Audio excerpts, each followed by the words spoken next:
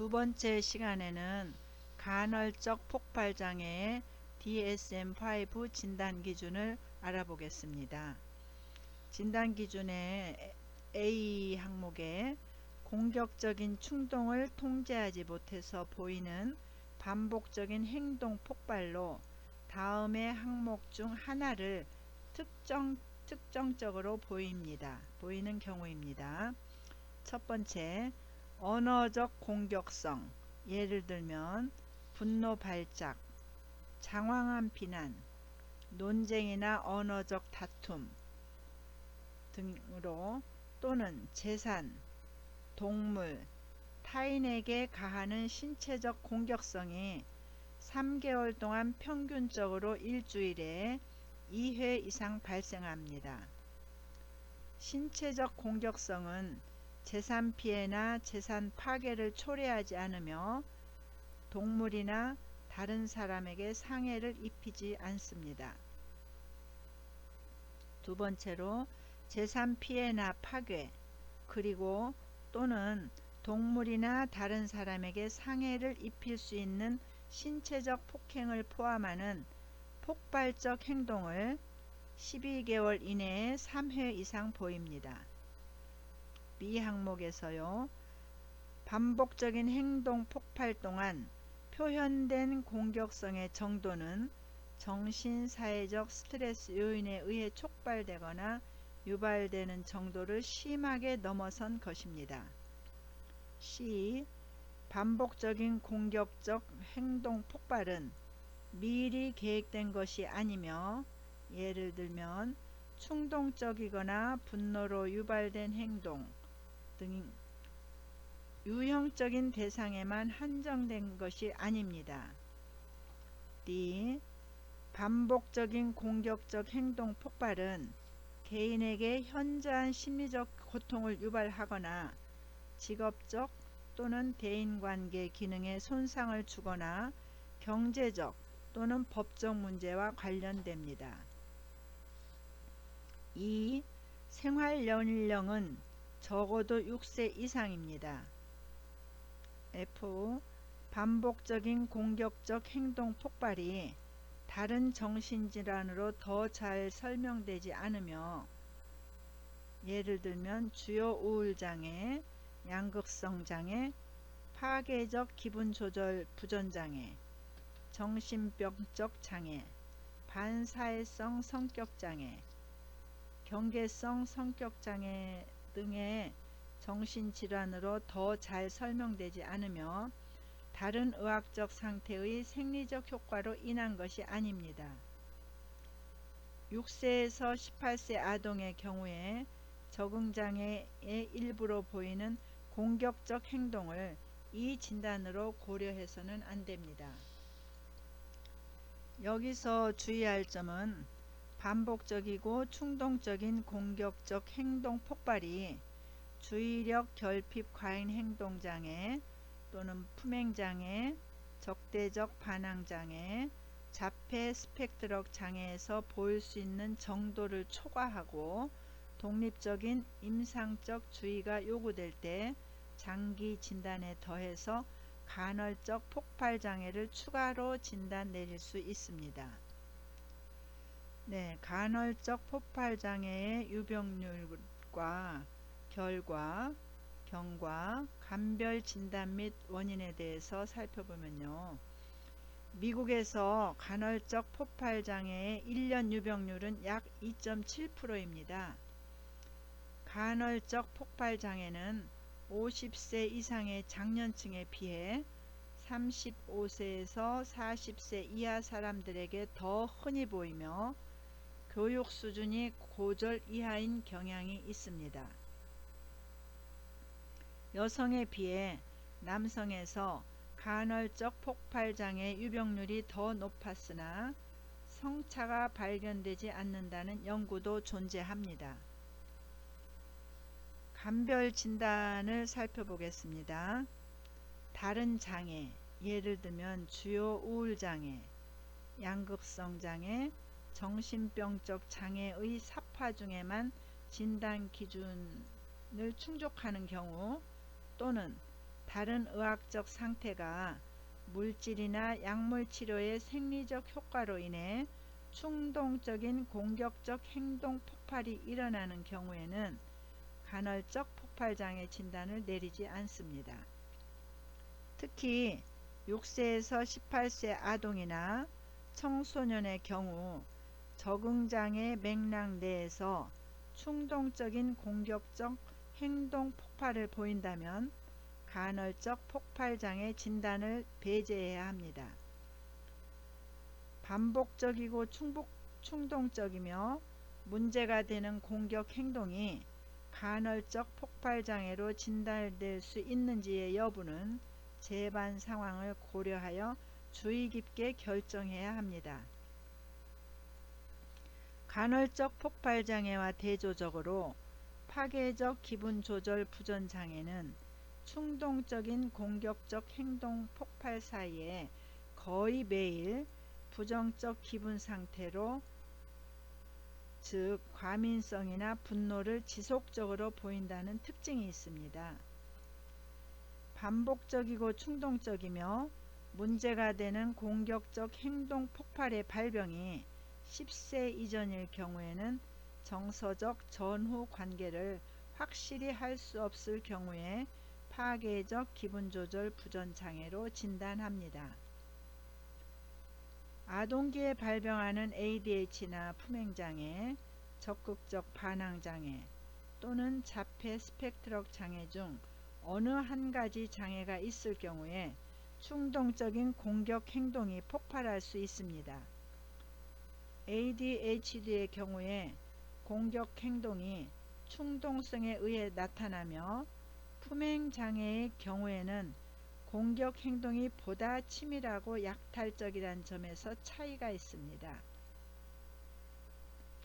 적대적 반항장애에서 보이는 공격성은 주로 권위자와의 논쟁 과정에서 나오는 반항적 행동의 일환인 반면에 간헐적 폭발장애는 신체적 공격을 포함하여 보다 다양한 촉발 자극에 반응하여 갑작스럽게 분노를 표출하는 것이 특징입니다. 특히 ADHD나 적대적 반항장애, 품행장애에서 나타나는 충동적인 공격성의 수준은 간헐적 폭발장애에 비해 낮은 편입니다. 원인을 살펴보면요. 이 장애의 원인은 주로 스트레스나 부모의 양육 방식 등 심리사회적 영향과 신경생리학적 영향의 상호작용으로 여겨지고 있습니다. 특히 20세 이전에 신체적 또는 정서적 외상을 겪은 사람의 경우에 간헐적 폭발장애의 위험성이 증가하는 것으로 알려져 있습니다. 특히 편도체의 반응을 기능자기공명 영상 MRI로 본 결과 건강한 사람에 비해 간헐적 폭발장애가 있는 사람에게서 분노 관련 자극이 제시되었을 때 편도체가 더 많이 활성화되는 반응이 나타났습니다. 또한 신경생리학적 연구를 바탕으로 세로토닌계의 역기능과 관련될 수 있음이 시사되었는데, 낮은 세로토닌 수치는 충동적 공격성과 상호 연결되어 있습니다. 특히 전측 대상회 영역과 안와 전두 피질에서의 세로토닌 이상이 간헐적 폭발장애와 관련된 것으로 여겨집니다. 간헐적 폭발성 장애를 전체적으로 다시 한번 요약해 드리면, 간헐적 폭발성 장애는 공격적 충동이 조절되지 않아 심각한 파괴적 행동으로 가끔씩 나타나게 되는 경우를 말합니다. 이 장애를 지닌 사람은 언어적 공격 행위와 더불어 재산 파괴와 신체적 공격을 포함하는 폭발적 행동을 반복적으로 나타냅니다. 이러한 공격성의 강도는 자극 사건이나 심리사회적 스트레스 사건에 비해 현저하게 지나친 것입니다. 간헐적 폭발성 장애를 지닌 사람은 마치 공격적 발작을 하듯이 폭발적인 행동을 나타냅니다.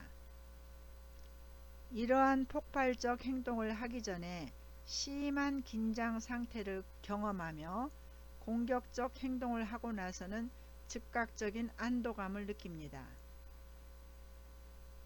대부분의 경우 이들은 공격적 행동을 하고 나서 후회를 하거나 당황스러워 합니다. 이러한 행동으로 인하여 학교 적응의 곤란, 직업 상실, 대인관계의 문제, 이혼, 법적인 문제가 초래될 수 있습니다. 간헐적 폭발성 장애의 유병률은 미국의 경우 2.7%로 보고되고 있습니다. 이 장애는 35세 이하의 젊은 사람들에게서 더 흔한 것으로 알려져 있으며 주된 발병 시기는 10대 후반에서 30대까지이며 갑작스럽게 이러한 장애가 나타나는 경우가 많습니다. 간헐적 폭발성 장애의 원인은 분명하게 밝혀진 것이 별로 없습니다. 어렸을 때 부모나 다른 사람에게 학대를 받거나 무시를 당한 것이 원인이 된다는 주장이 있습니다. 또 가족의 분위기가 폭력적인 경우에도 이러한 장애가 나타날 가능성이 높다고 합니다. 높은 안드로겐 수준과 같은 호르몬 요인은 공격적 행동의 중요한 요인이 될 수 있습니다. 공격적 행동을 할 수 있는 유전적 취약성을 지닌 경우에 이 장애를 나타내기가 쉽다고 합니다. 이런 기질을 타고난 사람은 스트레스에 대한 통제력이 약하기 때문에 광범위한 스트레스에도 폭력적인 공격 행동을 나타낼 수 있습니다.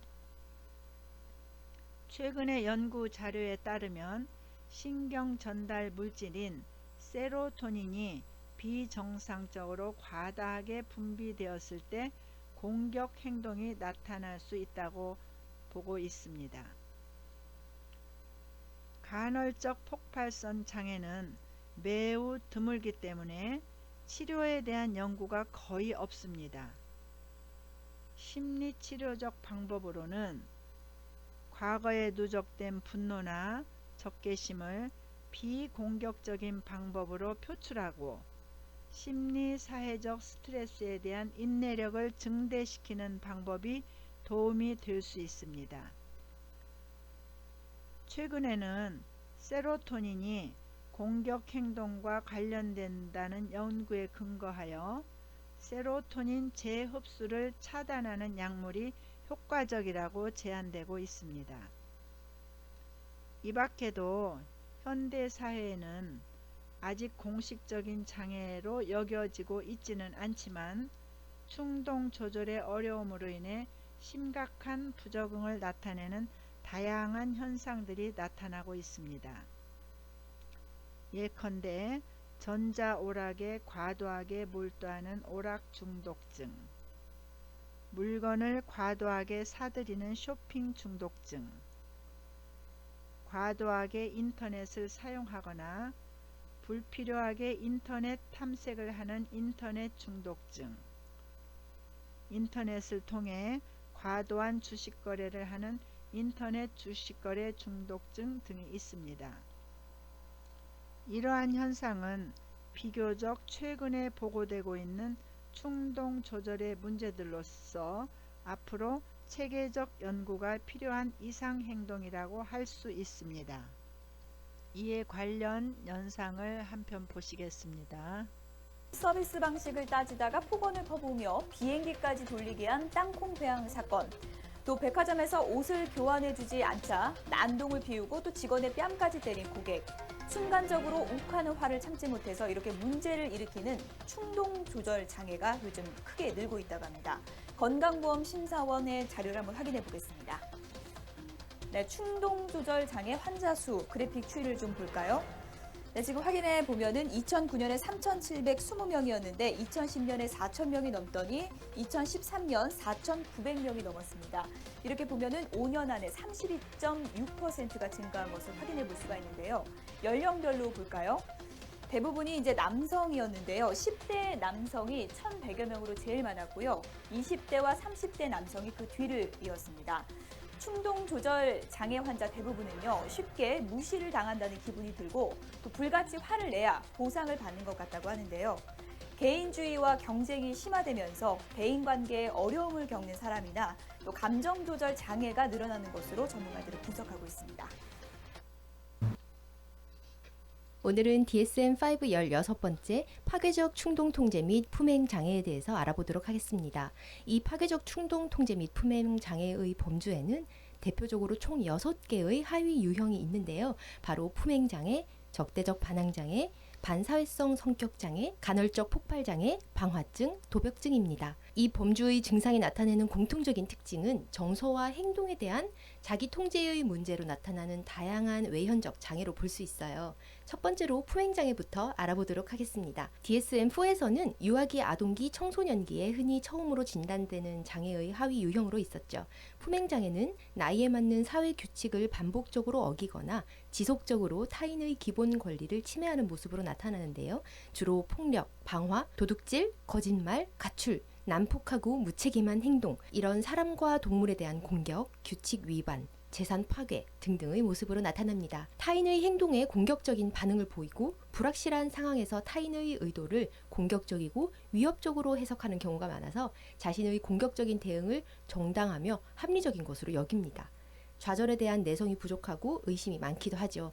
이렇게 공격적인 반사회적 행동에 대해서 죄책감이 없고 또 다른 사람을 탓하며 타인을 고통스럽게 하는 행위가 반복적으로 나타나는 내용들 중 적어도 3가지 이상이 1년 이상 지속되면서 지난 6개월 동안 1가지 이상의 기준을 충족할 경우, 그리고 이런 행동적 장애가 사회적, 학업적, 직업적 기능에 심각한 장애를 입히는 경우에 진단할 수 있습니다. 10살 이전의 아동기 발병형과 10살 이후 청소년기 발병형으로 구분하는데요. 아동기에 발병할수록 예후가 더 좋지 않고 성인기에 반사회적 성격 장애로 발전할 가능성이 큰 것으로 알려져 있습니다. 그리고 남자에게서 더 많이, 더 일찍 나타나죠. 품행장애는 외상 및 스트레스 관련 장애에 속해 있는 적응장애에서 보이는 품행 관련 문제나 기분장애의 사파기관에 보이는 품행 문제와는 감별이 필요합니다.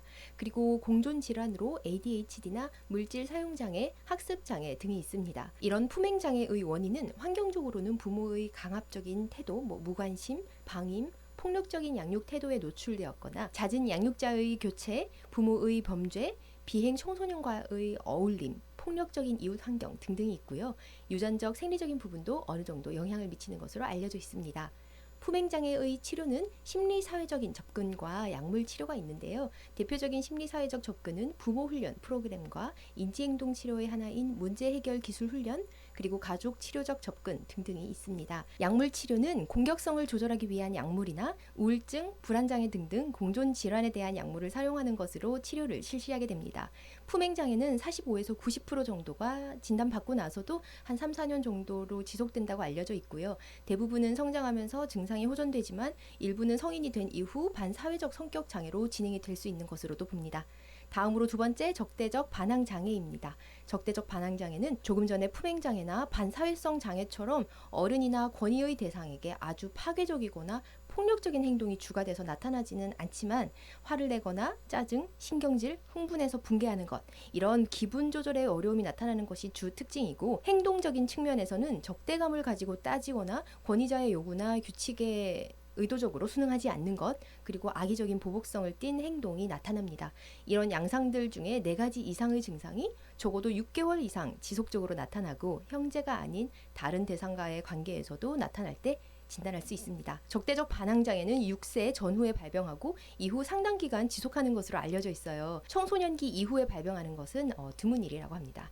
적대적 반항장애의 원인은 기질적, 환경적 요인에 대한 연구가 주로 많이 이루어져 있는데요. 예를 들어 자기 주장, 독립심이 강하지만 좌절에 대한 내성이 부족하거나 아니면 감정적 과잉 반응을 보이는 그런 기질을 가진 아동에게 지배 성향이 강한 부모가 일방적으로 아동을 힘과 권위로 과도하게 억제하는 경우 적대적 반항장애의 발병에 영향을 미칠 수 있는 것으로 보는 거죠. 그 외에 애착 이론에서는 불안정한 애착 관계로 인함으로 보기도 하고, 혹은 학습 이론에서는 아이의 반항적이고 부적응적인 행동에 대한 부모의 처벌이나 잔소리가 강화 요인으로 작용해서 적대적 반항적인 행동이 지속되게 하는 것으로도 봅니다. 그 밖에 유전적 원인이나 생물학적 원인에 대한 연구는 아직 부족한 부분이 있다고 하네요. 그리고 5세 이전에 보이는 부모에 대한 반항적 태도는 정상적 발달 과정에서 보일 수 있기 때문에 감별해야 하고요. 품행장애와 마찬가지로 특정 스트레스 요인으로 인한 반응으로 생긴 적응장애에서 보이는 반항적 태도와도 구별이 필요합니다. 또 적대적 반항장애의 증상들을 넘어서서 심각한 폭력이나 규칙 위반을 보이는 경우에는 품행장애의 진단을 고려해야 한다고 합니다. 그리고 분리불안 장애에서 보일 수 있는 심한 분노 발작을 동반한 반항적인 태도도 적대적 반항장애와 비슷할 수 있으므로 감별이 필요합니다. 분리불안 장애는 주요 애착 대상과의 헤어짐이라는 명분이 있거든요. 그리고 품행장애와 마찬가지로 적대적 반항장애와 ADHD는 서로 높은 공존률을 보입니다.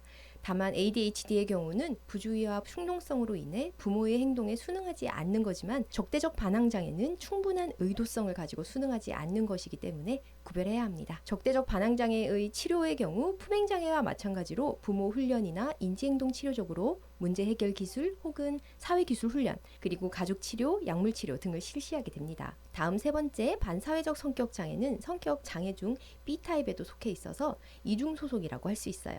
자세한 내용은 성격장애 B타입 영상에서 다루었으니 참고하시면 좋을 것 같고요. 오늘은 넘어가도록 하겠습니다. 다음 네 번째, 간헐적 폭발장애입니다. 공격성과 충동성이 조절되지 않아서 심각한 파괴적인 행동을 반복적으로 나타내는 거죠. 정확한 진단명은 아니지만 대중적으로 분노 조절 장애로 잘 알려져 있습니다. 이 간헐적 폭발 장애는 일단 공격적인 충동이나 분노가 표출되고 나면 즉각적 안도감을 느끼지만, 대부분은 충동적인 행동을 표출하고 나서 후회하거나 스스로에게 당황하는 경우가 많다고 합니다. 왜냐하면 일반적인 상황에서는 아무런 문제가 없는데 보통 어떤 정신사회적 스트레스 상황에서 이런 공격적인 충동성이 나타나기 때문입니다. 주로 아동 후기나 청소년기에 발병하는 경우가 많고요. 드물게 중년기 이후에도 발병하기도 한다고 합니다. 진단의 경우 공격적인 충동 조절에 실패해서 반복적인 행동의 분출이 언어적 공격으로 나타날 경우에는 지난 3개월 동안 평균 주 2회에 나타나거나, 사람이나 동물에 대한 신체적 손상이나 재산의 손상 혹은 파괴를 초래하는 행동 같은 심각한 공격의 문제로 나타날 때는 지난 1년간 한 3회 정도 나타날 경우로 봅니다. 또한 이런 공격적 행동은 계획성 없이 충동적으로 나타나야 하고요. 돈이나 권력 같은 이런 목적을 이루기 위해 하는 행동이 아니어야 합니다. 원인은 여러 가지로 보는데요. 유전적, 기질적인 부분도 영향을 줄 수가 있고, 부모로부터나 타인에게 학대나 무시받은 경험 같은 이런 과거에 누적된 분노나 적개심이 갑자기 표출되는 것으로 보기도 합니다. 치료는 약물 치료와 심리 치료를 함께 하는데, 약물은 리튬이나 기분 조절제, 항불안제 등을 사용하며, 심리 치료의 경우는 비공격적인 방법으로 공격성을 분출하도록 돕는 인지행동 치료 등을 시행할 수 있습니다. 그럼 다음 다섯 번째, 방화증, 방화벽으로 넘어가 보도록 하겠습니다. 불을 지르고 싶은 충동을 조절하지 못해서 반복적으로 방화를 하게 되는 건데요. 진단을 하기 위해서는 불을 지르기 전에 긴장이나 감정적 흥분을 경험해야 하고, 또 방화로 인해서 기물이 파괴되는 것을 보면서 즐거움이나 만족감을 얻는 모습을 보여야 합니다. 불이나 불과 관련된 상황, 소방 활동 등등의 환상이나 매력을 느끼기도 하죠. 이런 목적을 가지고 불을 지르지만 방화의 목적이 어떤 경제적인 이익이나 사회 정치적 이념, 범죄 현장 은폐 이런 목적을 위한 것은 아니어야 합니다. 방화증의 정확한 원인은 아직 밝혀지진 않았지만 여러 가지 설이 있는데, 정신분석적 입장에서는 성적 욕구 해소를 위한 대치 수단 혹은 나의 어떤 기능적 결함을 상징적으로 드러내는 것으로 보기도 하고요. 대인관계 능력의 부족함으로 인해서 비뚤어진 이런 의사소통의 방식으로 나타난다고도 보았습니다. 뇌 기능의 결함으로 인해서 영향을 받은 부분이 있다고도 보기도 하죠. 치료는 많이 알려져 있지는 않지만 행동치료를 시행하며 물질 사용 장애나 양극성 장애, 병적 도박 같은 공존 질환에 대한 치료도 병행해야 합니다. 아동기에 치료를 시작할 경우에는 예후가 좋고요. 증상이 거의 사라지는 것을 기대할 수 있는 것으로 봅니다. 마지막으로 6번째, 도벽증입니다. 남의 물건을 훔치고 싶은 충동을 참지 못해 반복적으로 도둑질하는 행동이 반복되는 장애입니다. 훔치는 대상이나 목적보다 행위 자체에 의미가 있어서 훔치기 전에는 긴장감을, 그리고 훔치는 행동 중에는 즐거움이나 만족감을 느끼고요. 훔친 뒤에는 안도감과 기쁨을 느끼게 되죠. 개인적인 용도나 금전적 가치로 인해서 그런 필요성을 느껴서 훔치는 행위가 아니고, 또한 망상이나 어떤 환청 혹은 분노나 복수의 표현으로 나타나는 것도 아니죠. 그리고 도벽이 있는 사람은 이런 충동이 잘못된 행동이라는 인사이트가 있기 때문에 훔치는 행동으로 인해서 체포되는 것을 두려워하고요. 죄책감을 느끼기도 한다고 해요. 보통 청소년기부터 시작하는데 사파적으로 나타났다가 사라질 수도 있지만 만성화되는 경우도 있다고 합니다. 남자에 비해서 여자가 한 3배 정도 많은 것으로 알려져 있고요. 기분장애, 우울장애, 폭식증, 성격장애, 물질 사용장애 등등이 공존질환으로 나타나기도 합니다. 도벽증의 원인 또한 여러 가지 설이 있는데요. 뇌의 기능적 결함이나 구조적 손상 혹은 신경학적 기능의 손상으로 보기도 하고요. 정신분석적 입장에서는 어린 시절 잃어버린 애정이나 어떤 쾌락에 해당하는 대체물에 대한 욕구의 표출로 해석하기도 합니다. 치료는 사례가 많지는 않지만 정신역동 치료나 행동주의적 치료에 대한 설명이 있는데요. 주로 체계적 둔감법, 혐오적 조건 형성 등을 실시하는 것으로 알려져 있습니다. 다시 한번 요약해서 말씀드리면요. 파괴적 충동 조절 및 품ong 장애에는 정서적 행위와 행동에 대한 자기 통제의 문제를 나타내는 다양한 장애를 포함하고 있습니다. 특히 다른 사람의 권리를 침해하거나 사회적 규범을 위반하는 부적응적 행동들이 이에 해당됩니다.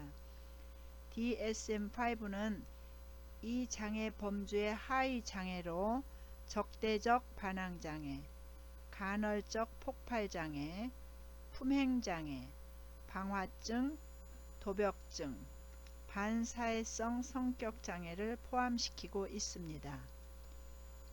이어서 다음 3교시로 이어지겠습니다.